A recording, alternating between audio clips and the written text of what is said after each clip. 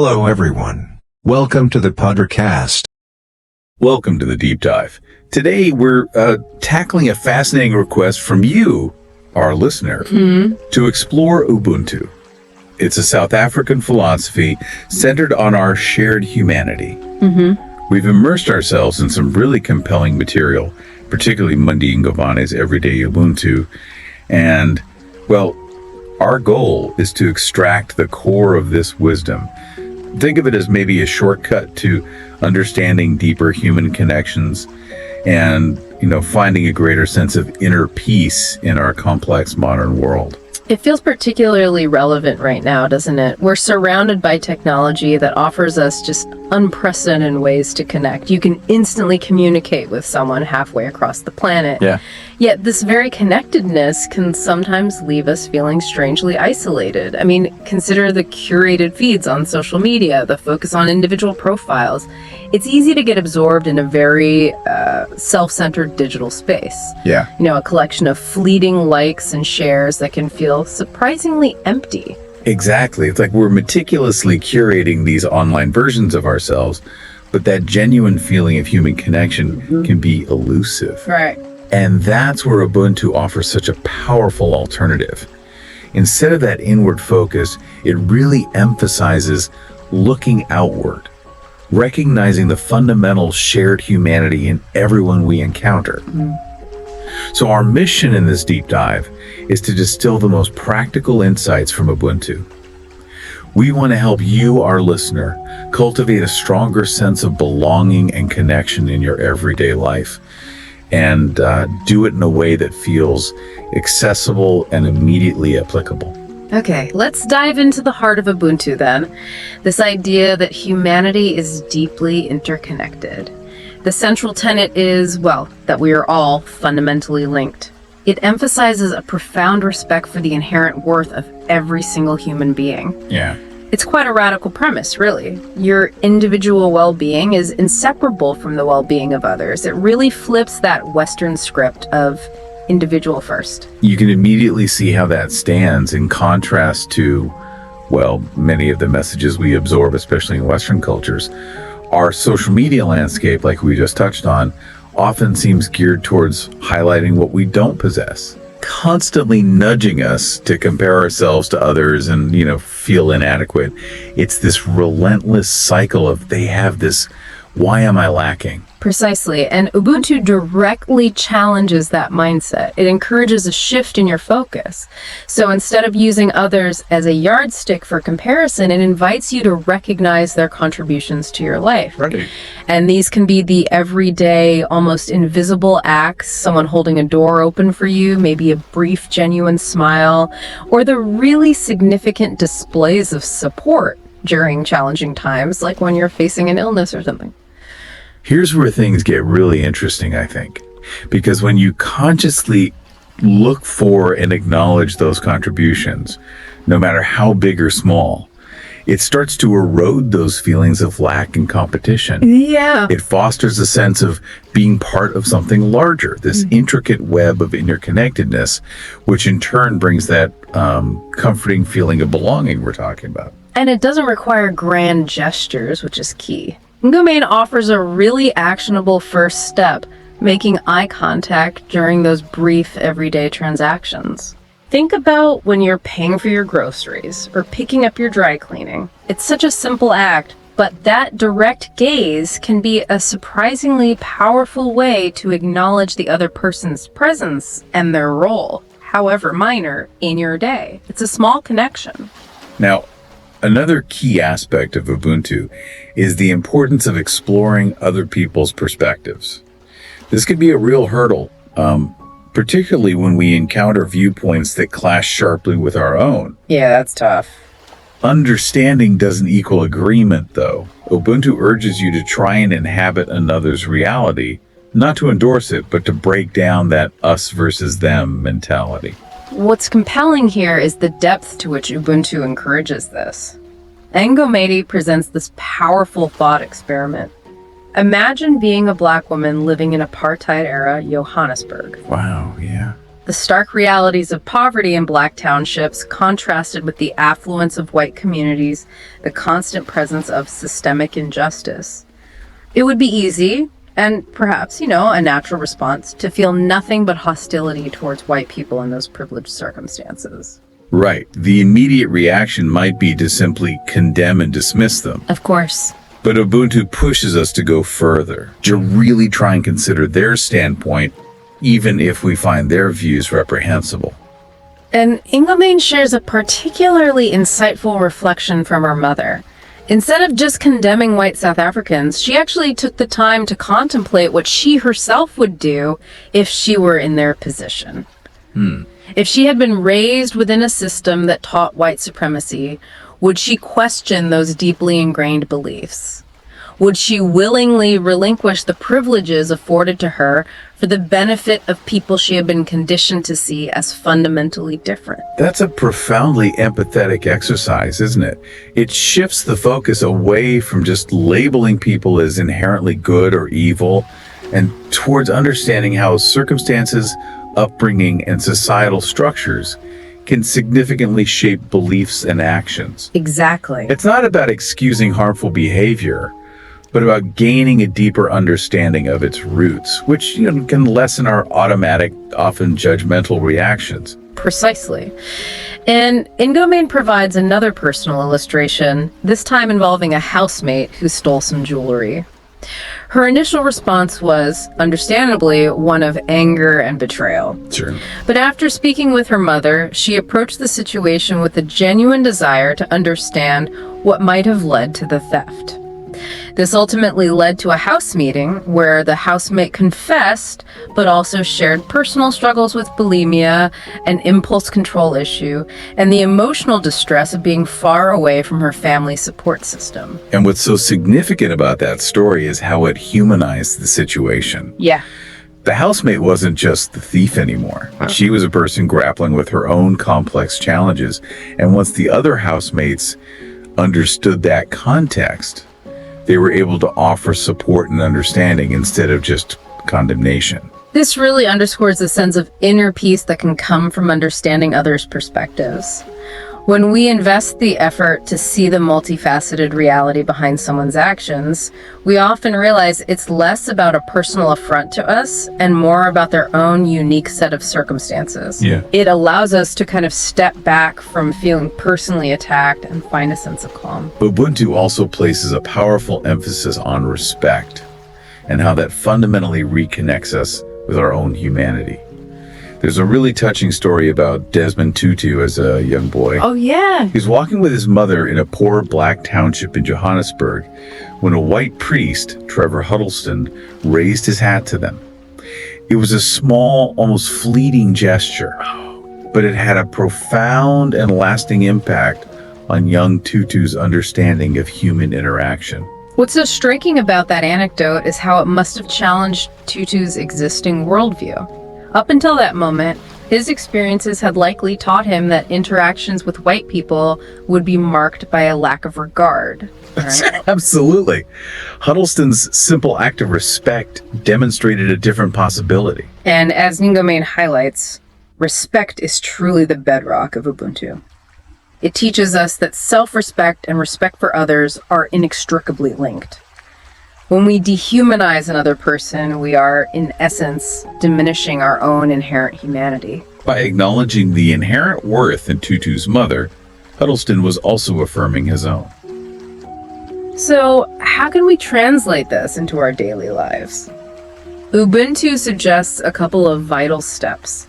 The first might seem counterintuitive, actually. Self-care. Right. Taking care of ourselves first. Yeah, taking care of our own well-being through, nourishing food, exercise, quality time with loved ones, attention to our mental health, even setting healthy boundaries. It provides us with the necessary energy and emotional capacity to extend that same respect outwards to others. That makes sense. And the second crucial step is to actively treat every single person with respect, regardless of their background, beliefs, or social standing. Nelson Mandela stands as just an extraordinary example of this principle in action. Oh, definitely. Even during his long and unjust imprisonment on Robben Island, he maintained a respectful relationship with his pro-apartheid prison guard, Christo Brand, despite their profoundly different worldviews. That's incredible when you think about it. What's so powerful about that relationship is the way Mandela approached it. He didn't simply see Brand as a symbol of the oppressive regime. He took the time to learn about Brand's life, his family, his experiences. Seeking common ground. Exactly. By seeking out that common human ground, a genuine connection developed between them to the point where Brand's perspectives on apartheid underwent a significant transformation. And remarkably, years later, Mandela invited Brand to his presidential inauguration dinner. Wow. A truly profound act recognizing their shared humanity despite their past roles. It really underscores the transformative power of viewing everyone as a valuable human being. On a more practical level, Ngomain suggests paying close attention to the language we use. Yeah. Are we unintentionally reducing people to simplistic stereotypes? Is our language generally open-minded and dignified? Or are we relying on labels that can, dehumanize? That's a great point. Another absolutely vital dimension of Ubuntu is cultivating hope as a fundamental state of being. Now, it's important here to make a clear distinction between hope and, say, optimism. Okay, how so? Well, optimism is often contingent on specific positive outcomes. Optimism can be quite a roller coaster, can it? Yeah, it really can. If the desired outcome doesn't materialize, that positive feeling can quickly flip into disappointment, even negativity. Exactly. As Ngomain points out, optimism can be quite fragile. If the specific thing you're hoping for doesn't happen, that positive outlook can quickly sour, potentially leading to a downward spiral of negative thoughts. Precisely. Hope within the framework of Ubuntu is something far more resilient. It's presented as a conscious choice, an underlying attitude of having faith in yourself, in others, and in the broader world, regardless of the immediate circumstances. Right. It's this deep-seated hope that fuels resilience and the ability to persevere through difficult times. And there's compelling evidence to support this. Ngomain references a study by Dr. Valerie Maholmes focusing on children growing up in poverty who nonetheless managed to thrive as adults. Despite facing immense hardships, poor health, limited resources, the threat of gang involvement maintaining a hopeful attitude was identified as a crucial factor in their ability to pursue education and secure stable employment later on. So how can we actively cultivate this sense of hope in our own lives?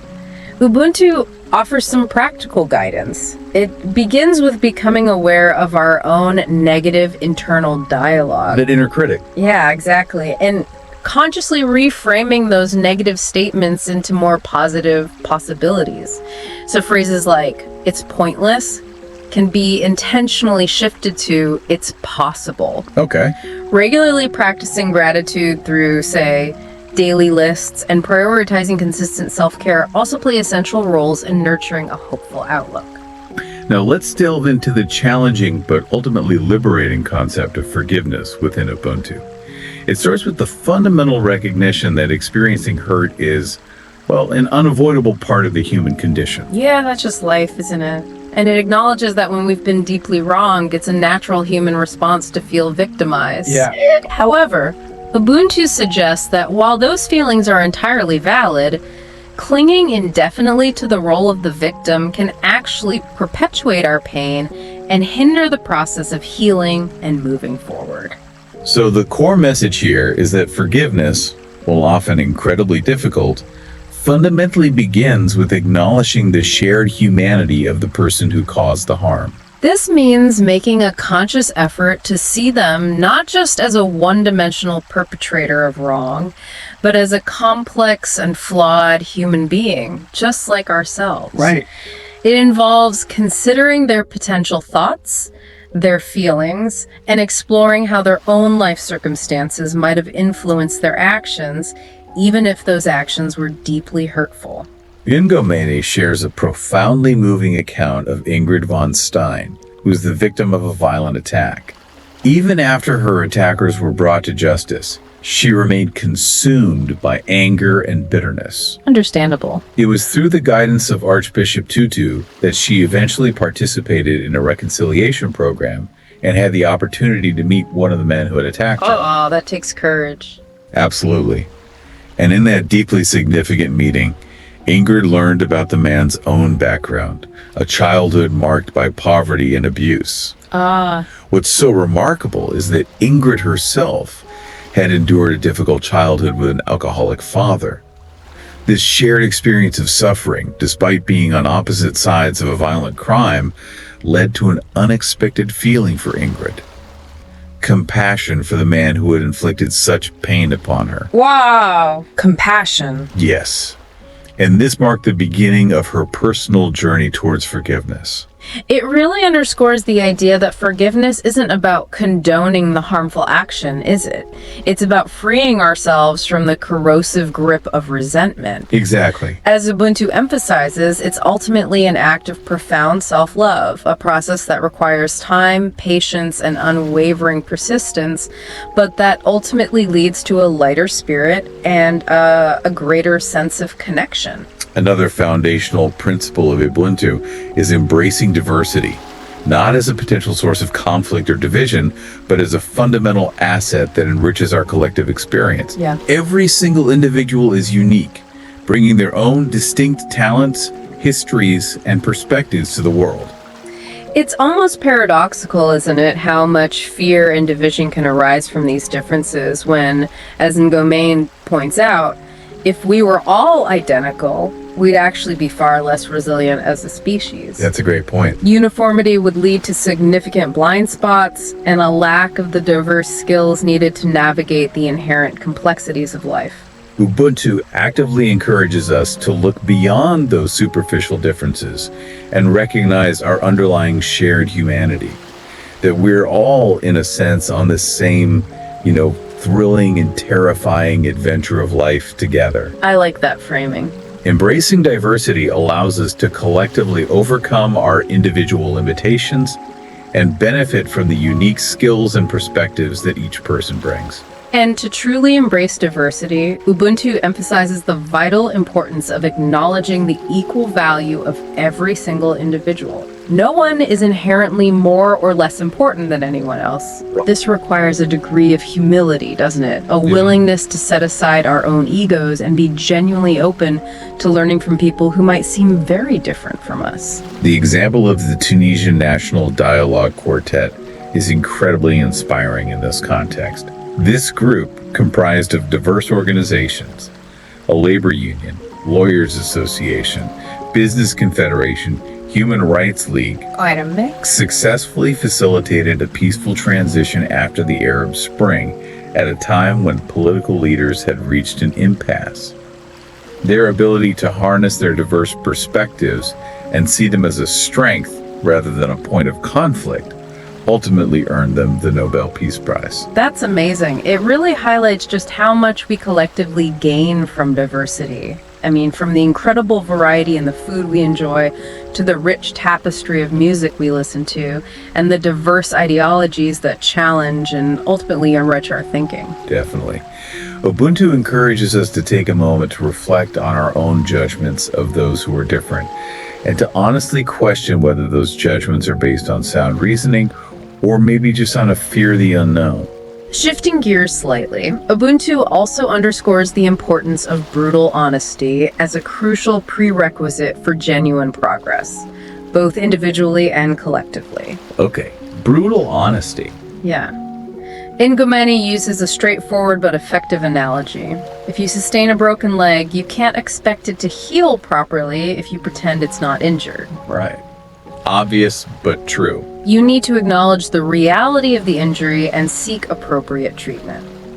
So, in a similar vein, Ubuntu calls us to embrace all facets of our lives. The positive, the negative, the joyful, the painful, our past experiences, our present circumstances, without judgment. Exactly. It's about acknowledging the entirety of our reality, no matter how uncomfortable it might be, as the only path towards genuine healing and fully living. This principle was very much at the heart of the Truth and Reconciliation Commission, TRC in South Africa, wasn't it? Yeah. Which aimed to address the deep and enduring wounds of apartheid. Yes, absolutely. It involved a difficult but ultimately necessary process of openly acknowledging the profound injustices that had occurred. And Ingamain shares a particularly poignant example of the TRC's work. The heartbreaking discovery of the remains of victims who had been brutally murdered and their bodies disposed of by being fed to crocodiles. Oh, God. Horrific. Archbishop Desmond Tutu, who chaired the TRC, did not shy away from acknowledging this horrific reality. He publicly expressed his profound sorrow and empathy, which in turn fostered a sense of communal compassion and offered a measure of comfort to the families of the victims. What's so significant there is the recognition of our shared human capacity for empathy. Scientific research actually demonstrates that our brains respond in ways that mirror the experience of pain when we witness harm being inflicted on others. Really? Yeah. This innate ability to feel each other's suffering underscores the idea that we are not meant to navigate difficult times in isolation. That makes sense. Acknowledging our struggles openly makes it easier to reach out for support, which, as Ubuntu suggests, ultimately strengthens and deepens our relationships. Finally, Ubuntu shines a light on the transformative power of deep listening as a pathway to cultivating greater compassion and open-mindedness. Deep listening. Okay. It's presented not just as a passive act of hearing, but as a profound act of respect, validating the other person's voice simply by giving them your undivided attention, regardless of whether you ultimately agree with their perspectives. And the benefits of practicing deep listening extend to the listener as well, right? By truly and attentively tuning into what another person is saying, we actively cultivate greater compassion and become more receptive to different viewpoints. Yeah. It's about more than just processing the words. It involves offering someone your complete presence, minimizing external distractions like our ever-present smartphones, Yelty? maintaining genuine eye contact, adopting open and receptive body language, asking clarifying questions to ensure understanding, and consciously setting aside our own preconceived notions and opinions, at least temporarily, to truly grasp their perspective. It's understandable that consistently practicing this level of deep listening might feel like a significant challenge in our fast-paced and often distracted lives. Oh, definitely. But Ubuntu's core emphasis on our interconnectedness serves as a powerful reminder that every individual has something valuable to contribute, something worthwhile to say, even if its immediate relevance to us isn't always apparent. Exactly. By engaging in truly deep listening, we actively develop empathy, foster stronger and more meaningful connections with others, and ease the burden on the person sharing their thoughts and experiences, ultimately reinforcing their sense of worth and value. Yeah. Organizations like the Samaritan's Hotline beautifully exemplify the profound importance of providing that non-judgmental space for individuals to be truly heard. That's a great example. And while deep listening may sometimes involve hearing uncomfortable or challenging truths, Ubuntu encourages us to view those differing perspectives as valuable opportunities for learning and personal growth, potentially leading to deeper mutual understanding and even positive change if that level of listening is reciprocated. So, as we draw this deep dive to a close, it's clear that the core message of Ubuntu is this profound interconnectedness and the inherent value that resides within every single person. Embracing this understanding fundamentally shapes how we engage with the world and the people around us, fostering greater respect, deeper empathy, and a more profound sense of belonging.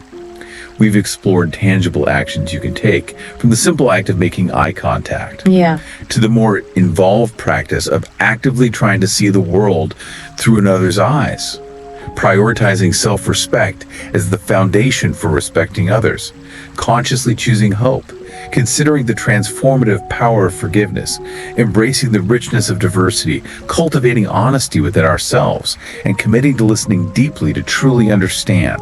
This brings up a really important point for you, our listener, to consider today. Think about just one single interaction you anticipate having. How might intentionally applying even one of these Ubuntu principles, perhaps making more deliberate eye contact or consciously trying to truly listen without immediately formulating your response, how might that transform that particular connection? And perhaps even offer you a slightly different perspective in a subtle but meaningful way. We really encourage you to experiment with these ideas as you go about your day. And as we wrap up, it's evident that this deep dive has only just scratched the surface of the profound wisdom contained within the philosophy of Ubuntu. Further exploration of these principles can undoubtedly offer even richer and more nuanced insights into how we can all strive to live better together.